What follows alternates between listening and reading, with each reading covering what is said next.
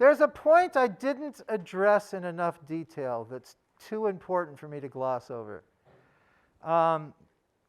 Those of us who do multi-threading sometimes like to really push how easy it is. It's so easy. Just put a few directives in and everything runs in parallel and it's just glorious and easy. I'm here to tell you that that's not completely true. There are some ugly gotchas. And I want to make absolutely sure. Oh, here we go. I want to make absolutely sure you understand this particular gotcha. So look at this code and look at those 3 instructions in red there in the middle of it. Okay? I get ID equals OMP get thread num, and I've declared that as an int before, so each thread has its own copy. Then I do OMP get num threads, and I assign that to NTHRDS, n threads. All right? And I declared it before each thread has its own private copy. C is a block structured language. What happens to those 2 variables when I get to the end of the block? They go away. They're gone. All right? Completely gone. Well, what if I need to know how many threads I had in that parallel region while I was running? How do I know that? I can only call OMP get num threads inside the parallel region. If I call it outside, the answer is 1, right? So I have to call it there. So I have to assign it to a shared copy. So notice I have the variable n threads. I need to give those different enough names, right? So yeah, I have to fix that. I have the variable n threads, and I have 1 thread assign it. So I picked 0 arbitrarily to do that assignment. Now wait a minute. Why did I do that? I mean, think about it. Every single thread is guaranteed that NTHRDS is the same, right? Every thread in the team knows the team size. That's what they called that function for. What's wrong with just having all the threads do that right? And the problem is, if I have unordered writes to the same address, it's a data race even if they're writing the same value. Now you may go, who cares? You know, they're all going to write the same value. Later on I read it, I'll get that value. So who the hell cares if it's a data race? Well, they may not get that same value. There are some architectures where, because of the way they buffer loads and stores and the way they implement loads and stores, if I have every single thread in a team write the number 4, and then later on I go do a read, I may get 42. And I'm not making this up. This really can happen. Now, for years, I didn't even pay attention to this because I just used x86 processors because I work. Have you heard of this company called Intel? We used to be a real big deal. No, we still are a big deal. Yeah, no. So it turns out the people who designed the low-level memory model for x86 gave us something that modern parlance would call it a relaxed atomic load and store. So it turns out on an Intel processor, if you do the writes and every thread writes the same value, you are guaranteed that later on you will read that value they all wrote. So it's not a data race on x86. But as much as I would like you to pledge to me here and now that you will never run on anything but x86, that would make me very happy, because I want to retire on Intel stock, so I want Intel to do really, really good. You shouldn't do that. And what I do on a piece of code that really matters to me, it's like I'm not doing a pedagogical exercise, I'm actually producing a professional piece of code, is when I'm done, I will run it on an ARM, and on a Power, and I haven't done it yet, but I will eventually add RISC-V to that list. And sure enough, if I go to an ARM and I run it many, many, many, many times, I will find cases where when I do that read of everyone wrote 4, I'll get a 42. So I just want you to write code to run everywhere. Okay? Someone else asked a question about, do I know many hardware threads? It's like, I don't care. That's a detail of a particular platform. I want to be abstract enough so I can pick this code up and run anywhere. Okay? There's a slogan that premature optimization is the root of all evil. They're right. You write your code so it will run anywhere. Okay? So that's why I have one thread. I arbitrarily picked the thread with ID 0. I said, if your ID 0, then write into the shared copy, so only one thread does it. That's why I did that. All right? And these are the gotchas of multi-threaded programming. And you know, when you're having code that fits on one PowerPoint slide, this may not seem like a big deal. But now imagine you're writing code that fits over pages and pages and pages. And you're supposed to catch all these gotchas by inspection. Okay? It's scary. So love OpenMP, love multi-threaded programming. It's a very powerful model. Love and use it, but know up front as you're going into it that it does have some built-in special gotchas. And it all comes down to the fact that threads may be stumbling over each other, writing to overlapping address ranges, and you may not be aware of it just by staring at the code. OK, so that was that point. Now, I want to take a moment and talk about performance and how we talk about parallel performance. This often is skipped over, and I like to make sure people understand the jargon very carefully. So I can do a really crude, sloppy, high-level model of an application I'm going to parallelize, have a bunch of tasks, and I'm going to have a set of tasks for load, for setting up the problem. Then I'm going to have n tasks that I'm going to run concurrently in parallel. And then I may have some code that sort of cleans things up, that consumes the results and cleans things up. So if I run in parallel, imagine for that the stuff I do up front with the load and the stuff I do at the end with consume, assume I can't parallelize those. I'm just going to parallelize the part in the middle where I have the tasks that can run concurrently. So then my time model for the parallel program is, you know, t load plus n over p times the time for the task plus the time consumed. Makes perfect sense. All right, so now we can talk about some terms that get used all the time. But the speed up is the ratio of the time, and this is key, time of the best sequential algorithm running on one thread divided by the time of my parallel algorithm running on p threads. That ratio is the speed up. Now, the honest speed up compares to that best sequential time.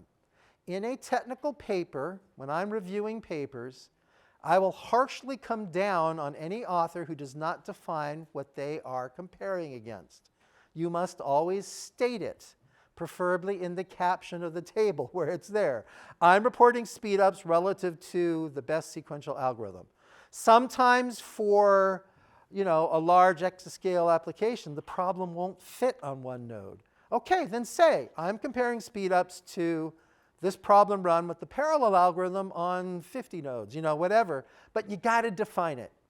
So ideally, purely, it's your parallel algorithm to the best sequential algorithm. Now, our dream is perfect linear speedup. And that is where the speedup is equal to the number of threads or the number of processes. So that's what we mean by ideal linear speedup or perfect linear speedup. Now, every now and then, you'll see something called superlinear speedup. And that is where the speedup is greater than the number of processors. This does happen. You spend enough time in parallel programming, you will see it. Now, when it happens, you go to your manager, because managers usually don't know very much technically, right?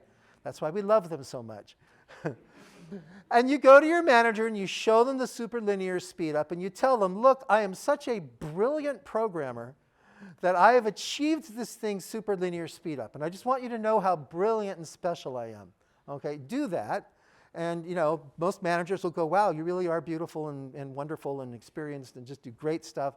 The fact of the matter is it's usually a memory effect. It has nothing to do with your clever algorithm. If you think about it, if I'm breaking up a problem into smaller and smaller and smaller pieces, at some point it becomes small enough to fit in cache. And I change the cache behavior. And that's what's happening. So you will see that superlinear speedup sometimes, and it's fun when it happens. So I want to talk about Amdahl's law. This gets abused. You know, you hear people talk about, our architecture is so special it gets around limitations due to Amdahl's law.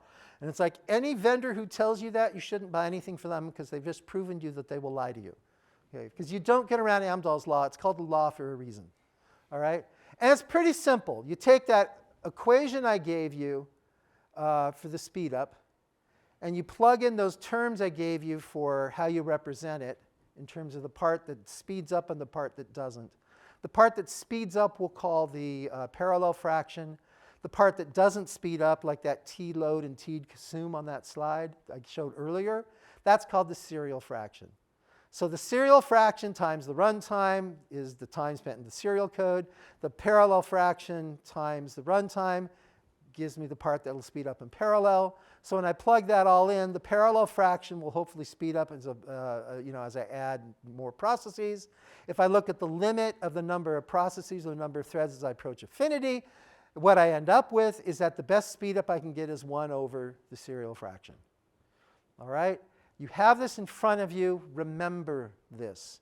Now let me tell you some things to keep in mind from many, many, many, many, many years of experience writing parallel code. Okay? I've been writing parallel code for 40 years. All right? Getting a parallel fraction, getting a serial fraction below 1% is hard work. Most parallel codes aren't there. Think about what that means. Someone says, I've got a 1,000 node parallel system. Aren't you going to love it? And you're like, well, yeah, but I'll use only 100 nodes. Okay, because if I go beyond that serial fraction limit, I'm not going to be able to take advantage of those additional nodes. Getting to serial fraction of 1 part in 1,000 is a Herculean effort. Most people never hit that number in their entire career. Think about that. That means you won't be able to use more than 1,000 nodes. So now someone's going to build an exascale machine with how many nodes? 100,000 nodes? Are you really going to be able to use that whole machine? Probably not. Okay? It's why I am an official exaskeptic. And I don't mind that being on video. I am an exaskeptic. You build these exascale machines. Now, they're built for strong scaling across the full size of the machine. Okay? How do they do that? Well, I don't know the particulars on any of these existing machines, but the rule of thumb is that your network costs as much as everything else.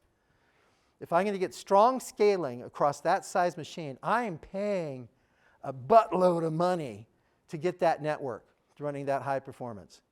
And I'm going to go through all that pain of building that over-provisioned network for almost no programs can use it because their serial fraction is nowhere near big enough. You know, there are very few applications that can do serial fraction in 1 part in 100,000, 1 part in a million. So I want you to come out of here being a good consumer of these parallel resources, because most of you will not be writing code that can take advantage of hundreds of thousands of nodes at one time. Now, there are a few codes that do. They usually involve multi-physics, so that I'm having not one code that's running across. I need to have 4 or 5 massive scalable codes interacting. So, I'm not saying there's never a case where these machines are needed. They are, obviously. But just hold in your head a little bit of skepticism, because remember, you are not getting around Amdahl's law. And it is painfully difficult getting that serial fraction much below 1%. And it's not just the maximum speed up. You just plug and grind into those equations from that previous slide. I can set different parallel fractions and plot number of processors versus speed up for different numbers of parallel fractions. So you can see, if I'm at 99, I'm seeing significant slowdowns if I'm at 99% parallel, even by the time I'm at 64 nodes. If I have only 90% parallel, my speed up's fallen apart by the time I'm at 8 nodes even. So Amdahl's law is a very, very serious part of the life of any parallel algorithm designer. And so you need to think about that, and you need to keep that in mind when you're writing your code. Because if you're writing code that I will never need to run on more than 64 nodes, well, then you may make some decisions that lead to a higher serial fraction. But if you know that, this is a code that I really, really need to get answers really, really fast, and I will pay for an allotment using a huge machine, then you will go to Herculean efforts. Amazing what it will take to get that fraction down. It's a whole other level of programming. Okay, so now you understand my little slide about speedups. And the other point I want to make is that in any project you do with serious application parallel programming, you want to find that fall-off point. You know, if you run on 8 nodes and it works really, really great, and it's wonderful and I'm getting linear speed up, don't stop. Even if your particular system only has 8 nodes and you're never going to run, if you're going to publish this, I want you to get time on a system with 16, 32, 64, because I want to see that fall off. And then you want to show that to your collaborators, and then, you know, if you all look at it and go, oh yeah, we're never going to want to be beyond that shoulder, that fall off, then you know you're done, your code's optimized, go on, do science. That's what we're here for. But you want to know where that is. Okay? All right, now that we're done, let's talk about OpenMP. So in OpenMP, as we get to more advanced studies of OpenMP, there's a term that comes up from time to time. And I want to introduce you to this term. There are features usually pertaining to controlling the runtime that set the state of the runtime environment supporting you. We call that an internal control variable. It may not exist. It could be just a completely logical concept. But there are internal control variables that control things about the runtime. One of these internal control variables is for the default number of threads.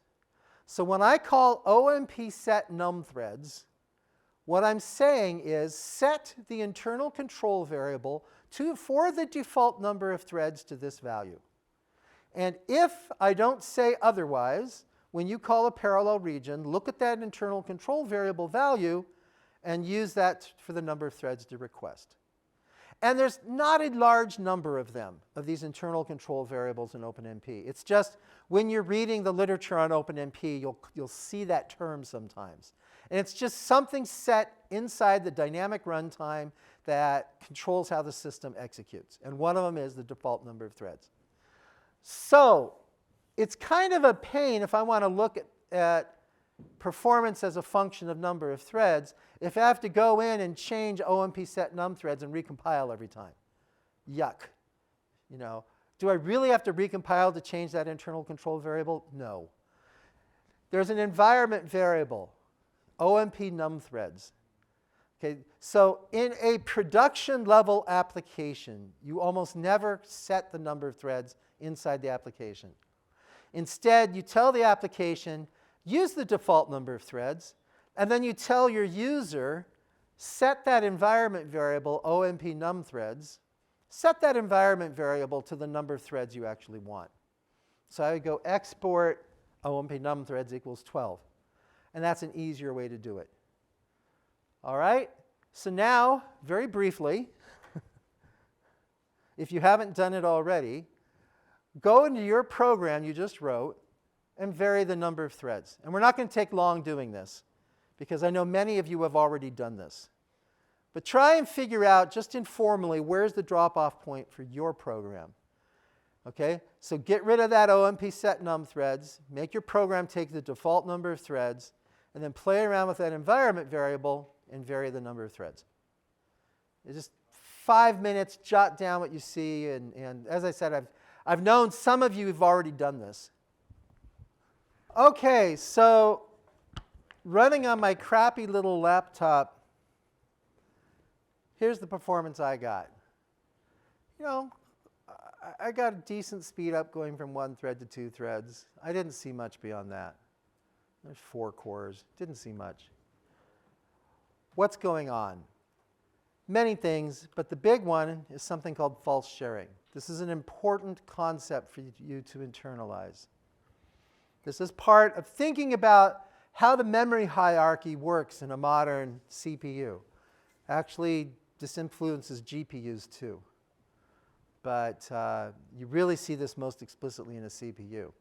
Okay, a CPU is an architecture designed to optimize for latency. Okay, we want to give you a whole bunch of threads, a whole bunch of processes running on your system, and for it to minimize the latency for an action on any given thread, any given task. So that's what I mean by a latency optimized system. That's the opposite of like a GPU, which doesn't care about latency so much, but cares a lot about throughput. The key to giving you that latency is because a memory reference takes forever. It's on the order of 100 nanoseconds to load something out of DRAM. Okay, that's a long, long time on a gigahertz processor. All right, so the way we make things optimized for latency is we create these windows into memory called caches. And there's multiple levels of cache. And you know, I could go into a long talk about L1, L2, L3, instruction cache, data cache. You know what? No. You're scientists wanting to use computers, not computer engineers. So it's important stuff. But you need to know there's that cache there. Okay, let's think about how that cache works. Now, we created that sum array. And that sum array gave you a complete location in memory for each thread. So you have no sharing. It is a race-free program. Yay. But things are laid out in cache with the assumption that typically you're doing array-based operations. And if I load an array and I want an element of that array, I'm probably going to use the next element or the element after that next. So, so by default, I block up adjacent locations in memory in a block called a cache line. And depending on the detailed structure of the caches, I may have 2, 4, 8 blocks of the array sitting on the same cache line.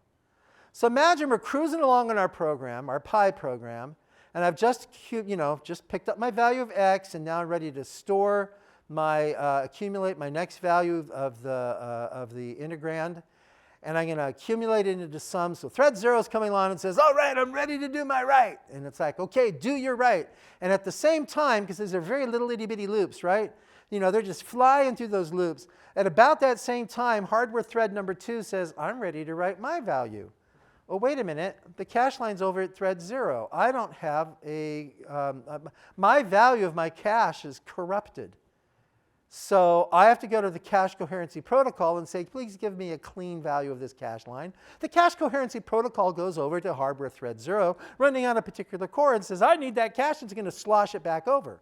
So now, yay, hardware thread 2 can stop waiting. It can do its operation. Meantime, because those loops are very, very little itty-bitty, okay, hardware thread 0 is going to go, I'm ready for my next value. Oh, my cache line's corrupt. Cache coherency protocol, will you please give me a clean cache line? OK, it'll slosh it over. So what's going to happen is as I'm running that program, I'm just sloshing back and forth, back and forth, back and forth, those cache lines. And that can kill your performance. So this is a concept of false sharing. And the program, the solution I used with that sum array, promoting it to an array, is a classic way to create false sharing. All right? Because I have adjacent threads going into adjacent locations in an array, which guarantees that where they're laid out in the cache lines, that I'm going to have sharing of cache lines of distinct values. Yuck. How do I fix it? Oh, here's a great solution. You're going to love this. Oh, man, this is wonderful. I can zero pad my array. OK? This is cool. Look what I did right there. This is so clever. I'm so clever. I have my sum arrays, and what it's like, you know, I'm just going to add an additional dimension. And I'm going to dimension it big enough so it will fill a cache line. So I set pad for my particular machine. So I set it to a value, and I look up the size of the L1 cache line, and it's like, oh, 8. Should be good enough. So, and now inside my code, I'm never going to do anything with that second index because I don't really care. I'm only putting it in there to make sure that the sum values I care about are on different cache lines. All right? So I do that trick, and look, wow! I go from 1.86 to 1.01 to 0.69, OK, 0.53, but I get much, much better performance. Yay! Isn't that wonderful? Isn't that cool? Like, can we all agree, isn't that cool? This sucks. if you work for me and I ever see this kind of bull crap in your code, I'm going to be really pissed. Because you have to write code for the reader. You have to remember, if you're writing a useful program, people are going to use it after you have moved on to whatever the next phase of your life is. Or in some cases, you're dead. Okay?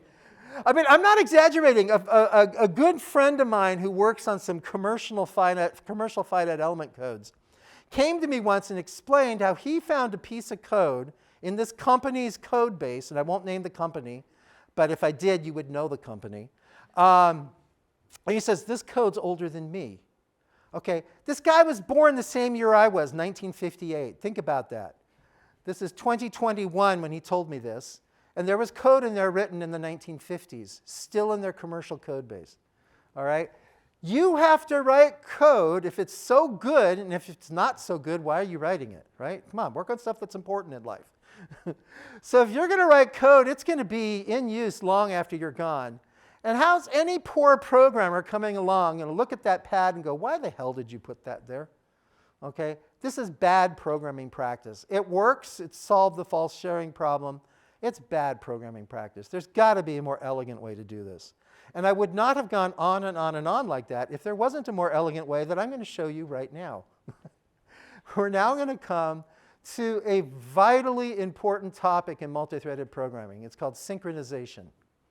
Now, synchronization, what it does is it imposes an order constraint. Remember I told you, concurrent tasks are unordered.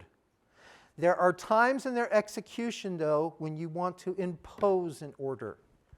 You do that with synchronization. So that's what that word means, an imposed order constraint. All right? So we can use synchronization to fix this problem. Now, like any proper multi-threaded environment, there's many, many ways to do synchronization. Okay? Synchronization gets horrendously complicated. And I hope we have time this afternoon to explore some of those complications. But remember, OpenMP is all about we want to make it easy. We want to make it so that you don't have to specialize in computer science in order to be able to write your parallel finite element code or your molecular dynamics code or your science code. Okay? So most of what you do in synchronization in OpenMP uses two constructs, critical and barrier. But I want you to be aware that given atomic, given locks, you can do anything you want for synchronization. So you can do more complicated synchronization. It's just for most scientists, you don't ever want to. You want to stick to the high-level things. So a critical section defines a construct for mutual exclusion. It says only one thread at a time can do this. So it's pragma OMP critical. And I can use the blocks. It can be a block-structured construct. So I can put a whole bunch of crud in there. But think about it. What critical section does, critical section is the p thread's name. So when we talk about it, we call it a critical section. It's a critical construct. And the code in the construct, the region, only one thread at a time will execute it. So if another thread comes along and hits the critical and someone else is inside the critical region, it'll stop and wait. OK, when's my turn? All right? And of course, that kills your performance. You know, over-synchronizing just clobbers your performance. So you want to think long and hard. Do I really need this? So think about this code right here. I create a parallel region. This is our good old friend, the SPMD pattern, right? So you can pick this concept up into MPI because we all love MPI. I got to say that 10 or 20 times or Bill Gropp will frown at me. So, you know, we all love MPI. But here's the SPMD pattern. I pick up who I am. I pick up how many threads there are. And then if this is going to work at all, I need a big SPMD job. I mean, you know, it's going to take minutes, not seconds, maybe hours. And it's highly, highly variable. For some threads, it may take 20 minutes. Other threads, it may take 18 minutes. You know, it's variable. And then imagine I have some step where I need to consume the results. And imagine there's side effects. So that assume that consume function could be doing all sorts of stuff all over the address space. It's a complex function. So the safe thing to do is to make sure that the entire execution of that function is protected. So only one thread at a time does it.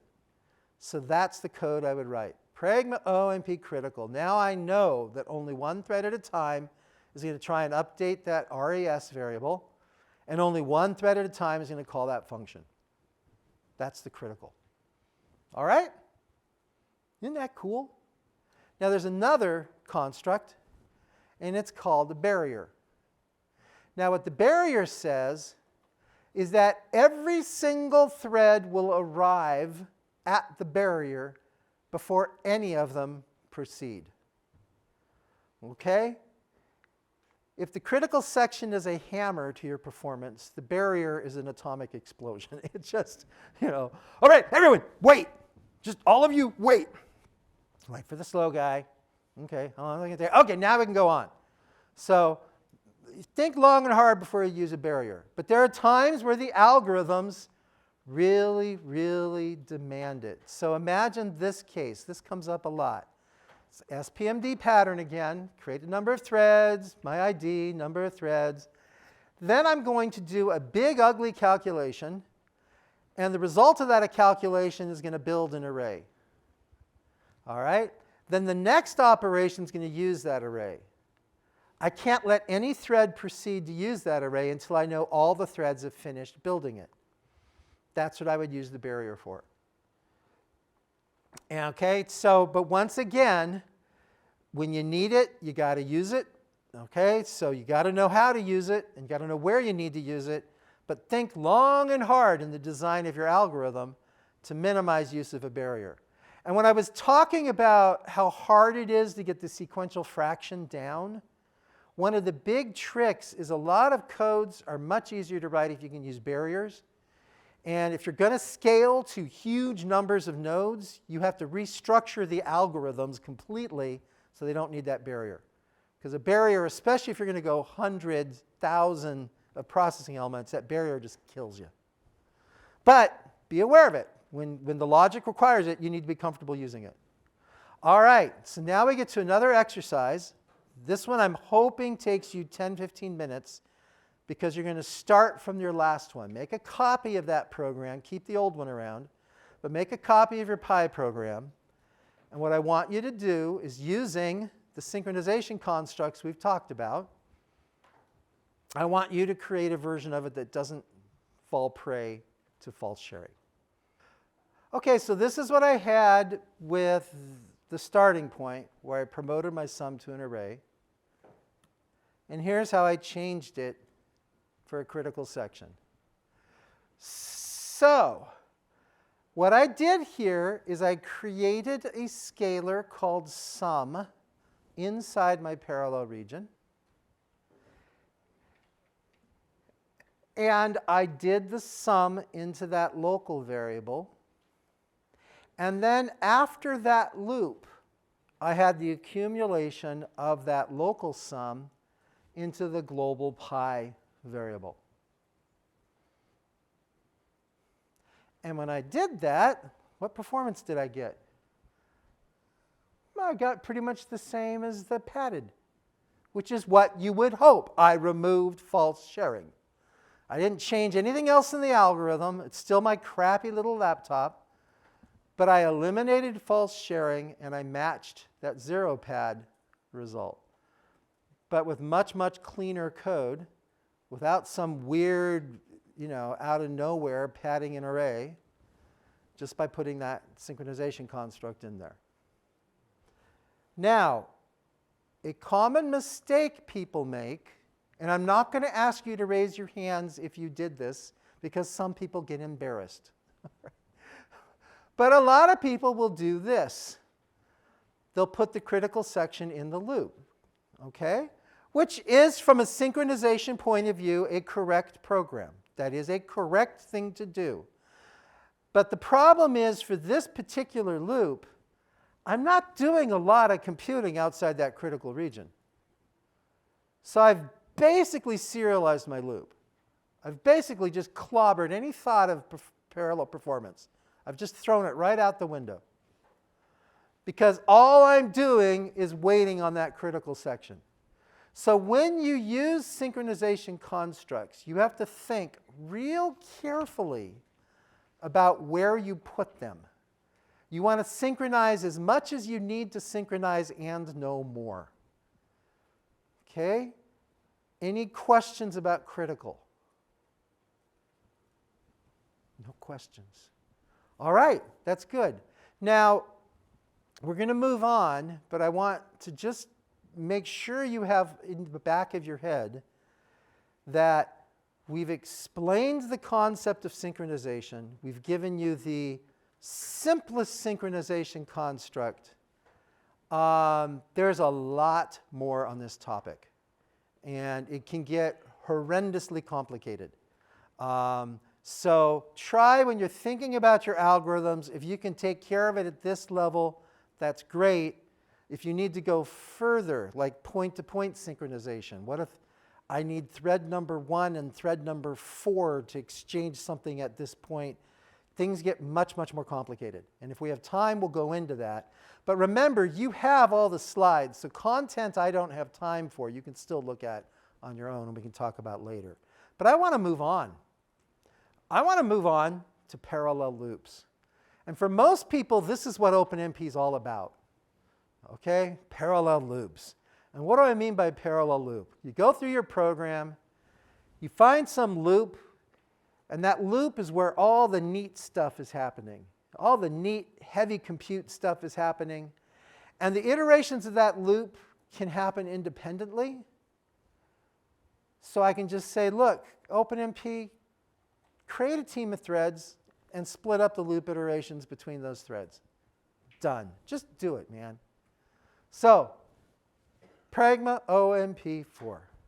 So I have pragma OMP parallel to create the threads, pragma OMP4 to split up the threads between the loops. Now, we, in our infinite wisdom, because we were very, very wise when we were creating OpenMP, we figured out there is never a case where you won't want the loop control index of that parallel loop to be shared. Just there's no logical case where you will want that to be a shared variable. So this is one of the few cases in OpenMP where we will make it private to a thread for you. So that loop control variable I, in the case of this example, we make it private to each thread. You don't have to do something. You know, I don't have to have pragma OMP parallel. Okay, open my region, int I, because I want to make sure it's private, and then pragma OMP4. Nope, we take care of that for you. All right? Now, this is one of the very, very few cases where there's a difference between Fortran and C and C++. Because to a Fortran programmer, the loop construct isn't for. The loop construct is the way God did it. Okay? I mean, we all know when God did the simulations to design the universe, she used Fortran. She used Fortran 77, right? And therefore, to God, it's not called for, it's called do. So in OpenMP, in Fortran, the analog to the for construct is do. So it'd be, you know, exclamation point dollar OMP do, and then I would close it with exclamation point dollar OMP end do. Okay? Last little detail right here, since ordering of things are important. Okay? At the end of the parallel loop, OpenMP puts a barrier because it's just the safe thing. We try and set the default behavior of OpenMP so the safe thing happens by default. And yes, we will talk later about how to turn that off. But by default, at the end of that loop, we have a barrier. So all of the threads will wait until everyone finishes the loop before anyone continues to the next statement. Now let's tear this loop construct apart a little bit more. All right? Let's take this really, really, really simple code in that first box. I'm going to assign to A the sum of A and B, element-wise addition. Really, really easy. Okay? In the middle is the SPMD pattern. And you can see here I did the start is my thread ID times n divided by the number of threads.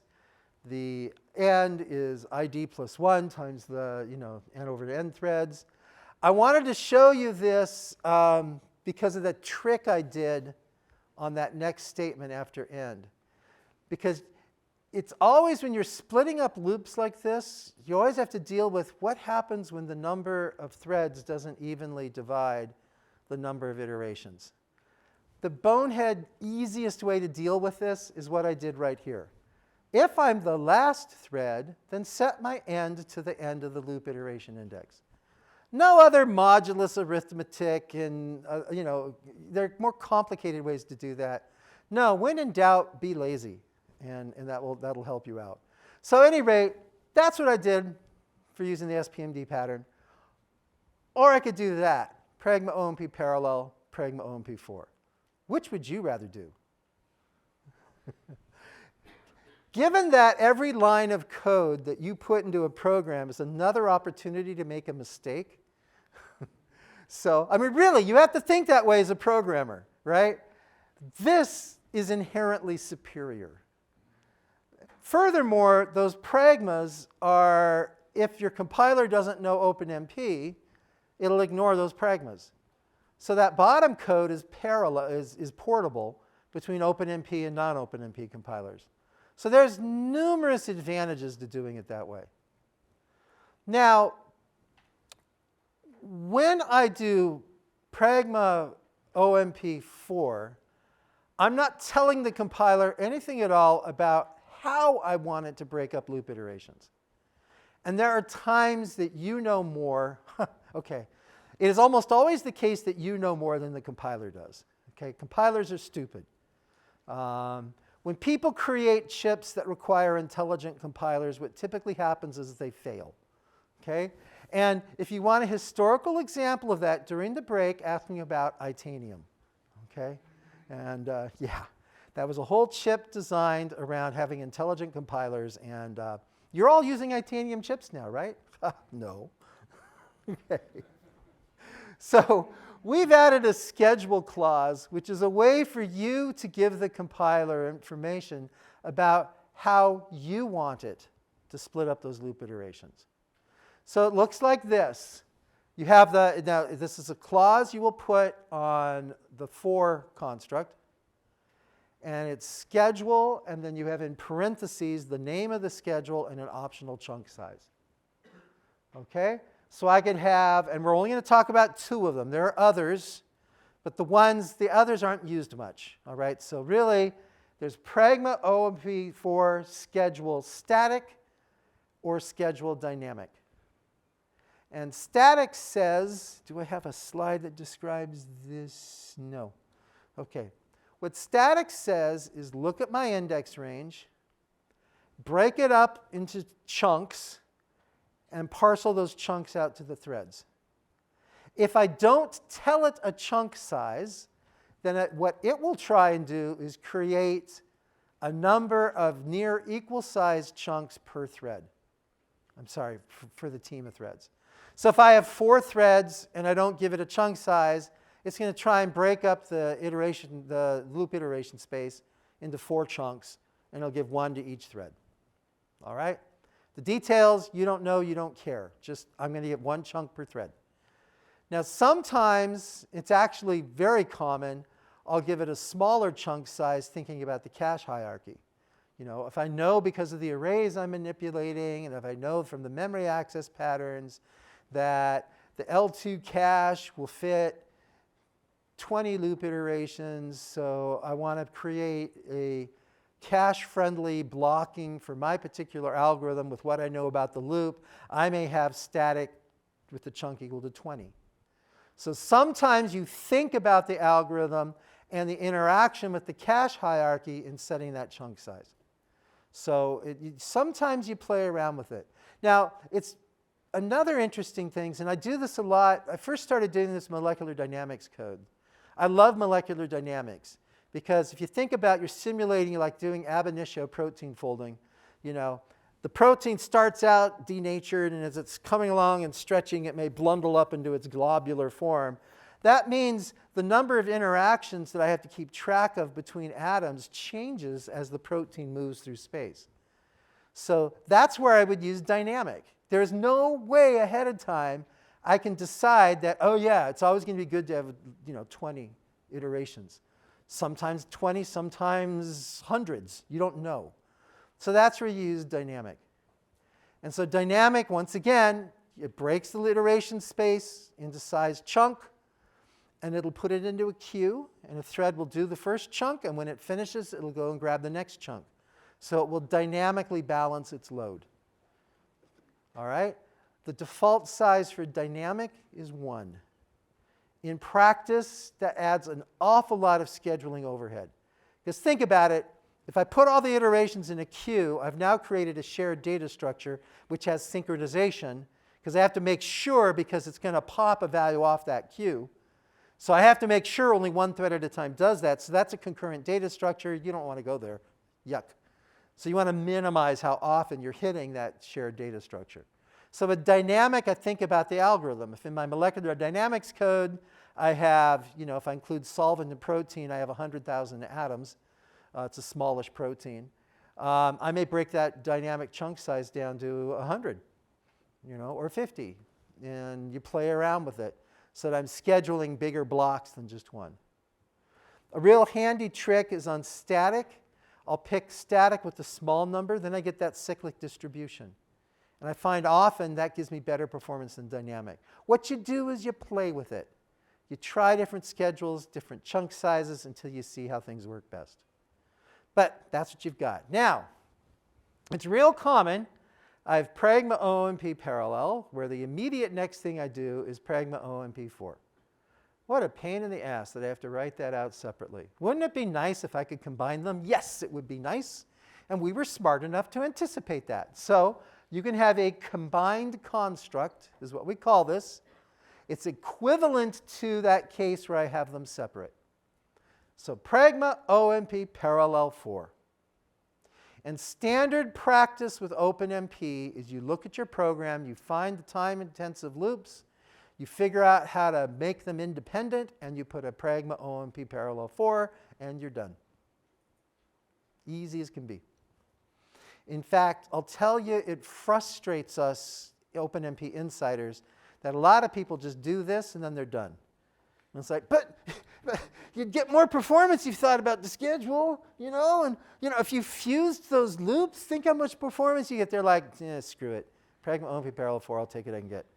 I want to work on MPI because that's more fun. Because I get to use lots of nodes. And my friends get really impressed if I say, yeah, I used 5,000 nodes of that computer, so you want to spend your time there. So I want to emphasize this, practical, pragmatic, OpenMP. You look at your code, you find, you're good, you use a profiler. So you profile your code, and you find out from the profiler the loops, where you're spending all your time. You look really, really hard at the loop, and you say, where are there loop carry dependencies? Because remember, the key thing on a parallel loop is that it can execute in any order, and you get the right result. So you recognize, for example, if I do j plus equals 2, so that I increment that index by 2 every time. If I rate it j plus equals 2, now I have a loop carried index. I have loop carried dependence. But if I rewrite it, so it's a closed form expression of the index of the loop index, then it's no longer a loop carried dependence. So I go through and I modify my loops so they can execute concurrently. So let me give you the specific jargon I use. I find my compute-intensive loops. I identify the concurrency in the algorithm. Remember, concurrency, execute any order. Okay? I find the concurrency in my algorithm. I modify the code to expose that concurrency. I eliminate loop carried dependencies. Then I put the pragma OMP parallel 4.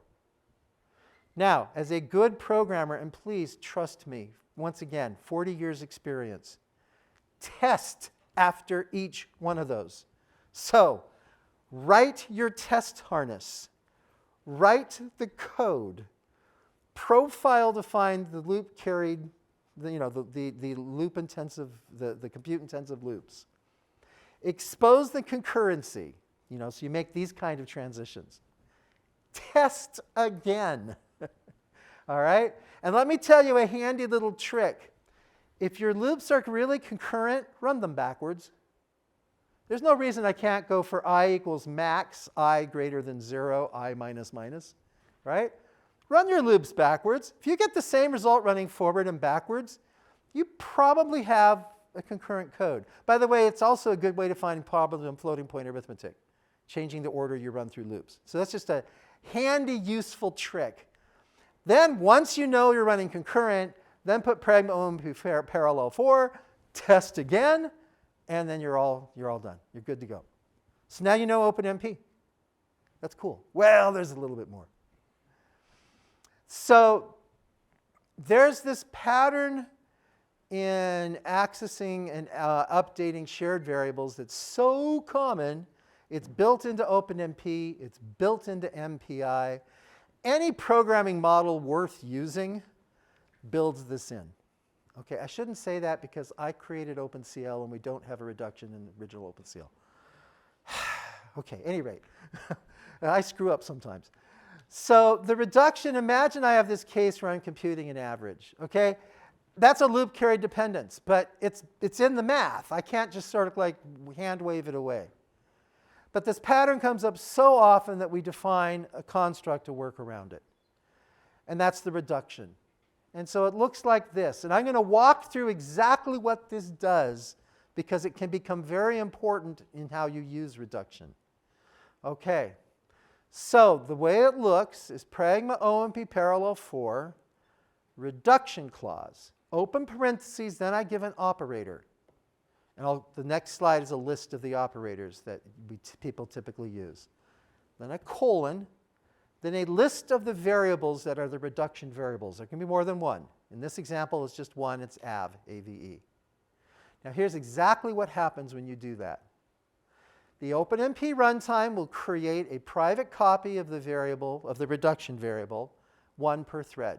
So every thread will have a variable now called AVE.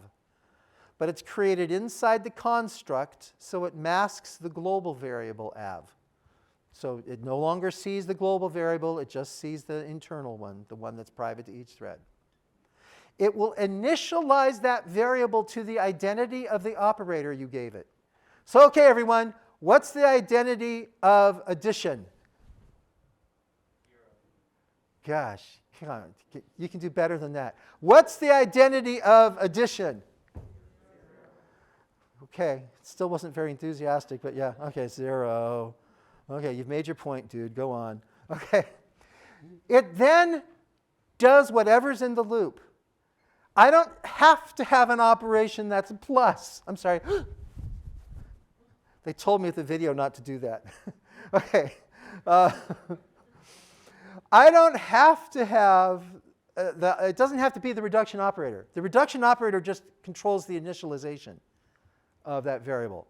So I can do multiplies, I can do call functions, whatever the heck, I don't care, right? So it's just doing updates into a private variable. Then when the loop is done and waiting at that barrier at the end of the loop, that barrier is important. While they're waiting at the barrier, it will combine all those local values using the reduction operator. So now it'll add them all together. Then when it is finished combining all those, oh my God, is this ever going to end? It'll combine it with the global copy. Done. And believe it or not, if you write lots of OpenMP code, you will muck around with each one of those steps. You know, reduction is an easy way to create a private copy of each variable with a well-known initialized value, even though I don't care about the reduction. All right? Or I'm just trying to accumulate counters, and I don't really care what that plus is. You know, there's just all these different variations of it. That's why it's important to keep in mind literally what it does. Create a private, initialize, do whatever the heck you want, reduce at the end. Now, there's a lot more we can say about reduction, but in the spirit of the Common Core, let's do the simple stuff first. Here are the commonly encountered reduction operators. It's almost always plus. But I can do multiply, I can do min. There's a number of these operators. And we're not going to talk about it, but you just want to say you can apply reduction variables over array sections. You can have user-defined reductions. So there's plenty of additional complications. But for the most part, it's just the simple reduction plus colon list of variables done. All right, so now go back to the original pi.c. And what I want you to do is parallelize that, and your goal is to change as few lines in that code as you can. I'm going to assume this one went pretty quick. And so I really have a question for you. Here's my solution, by the way. Pragma OMP parallel. I need to get that double private copy for each thread, so I have double X. Then I have my loop, and that's it. That's pretty easy. Now, a lot of people go, dude, why did you have to put Pragma OMP parallel, then that double X? I mean, wouldn't it have been better to write it this way? If the goal was to change as few lines as possible, so now I only got one line I'm changing, just to add the pragma. And you're right, this is how to write it. The problem is I'm an old guy. And long ago, you may be going like, you can't mean, was that really true? Gosh, was that what it was like in the Ice Age, the Stone Age? It used to be, if I put that double X inside the loop, a compiler would reallocate that variable for each loop iteration. So I have just drilled into my head, since I was in kindergarten and started writing code, sitting on my mother's knee as she taught me Fortran. Just, you don't put initialization. Well, of course, in Fortran, you couldn't. Fortran 77, you couldn't put initializations anywhere but at the top of a subroutine, subprogram, whatever the right jargon is. but by modern C programming standards, you expect and demand a compiler to be smart enough to do the right thing. So I'm trying to grow up and get with the times and recognize that in modern C styles, you put the declaration of variables close to their usage. So it's int I equals 0. It's double X in the loop. And if I do that, this is the code I get. And it works quite well.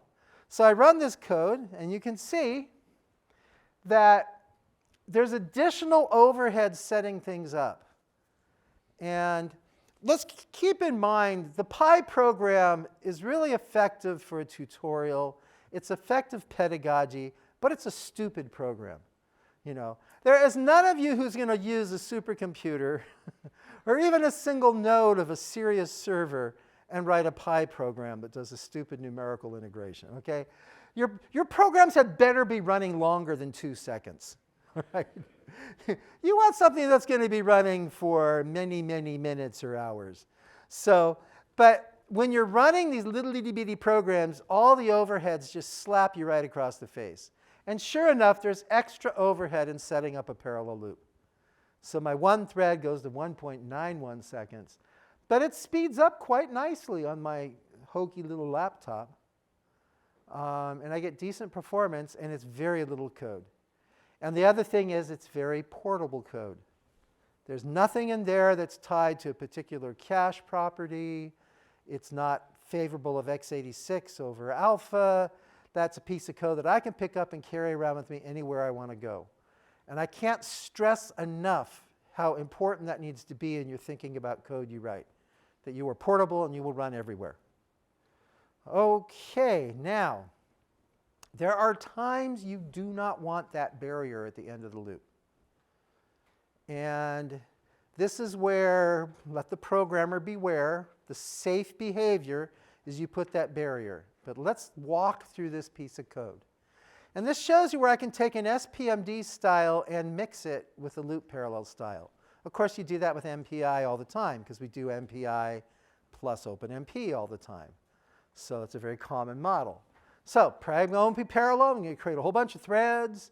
I pick up the ID of each thread, and I'm going to do a calculation, and I'm going to populate the elements of an array with that calculation. And as we talked about earlier, I look ahead in the program, and it's like, oh, the immediate next statement uses that array. I have to make sure everyone is finished before anyone proceeds. So I have to put that barrier there. So I put a pragma OMP barrier.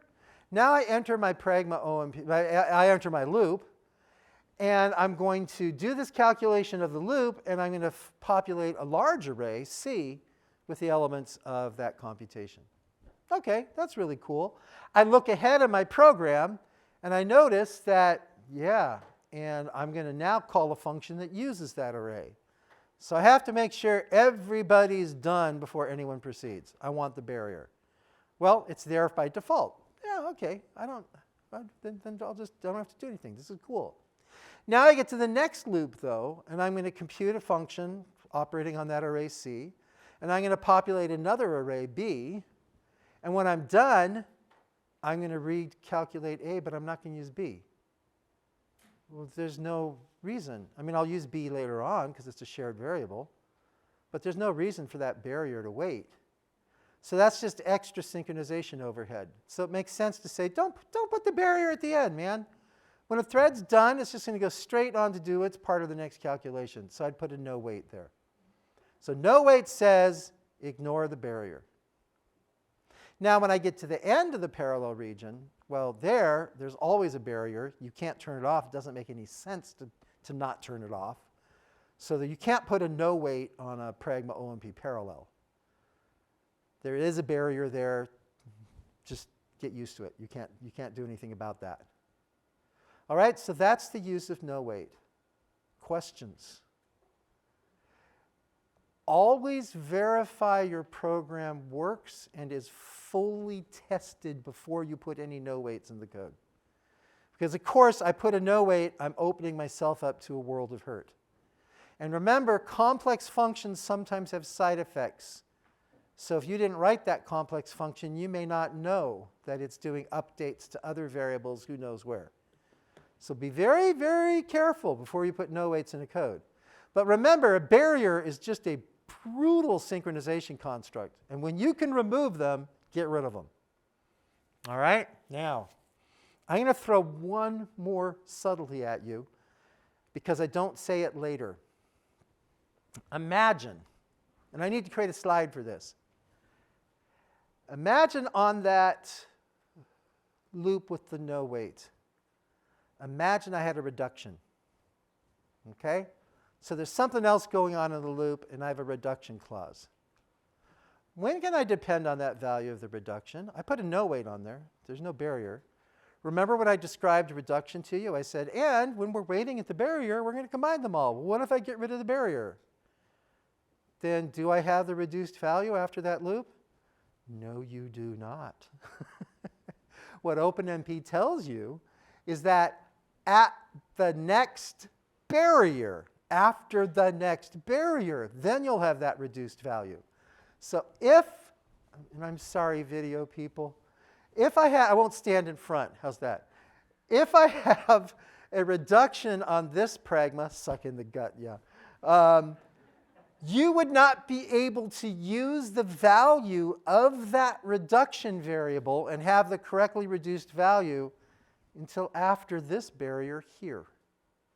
So think about it. There are a few subtle points where you turn off a barrier and you're doing more than just turning off the barrier. There's things OpenMP would do for you behind the scenes. During that barrier, you turn that off too. So it has to wait for the next barrier.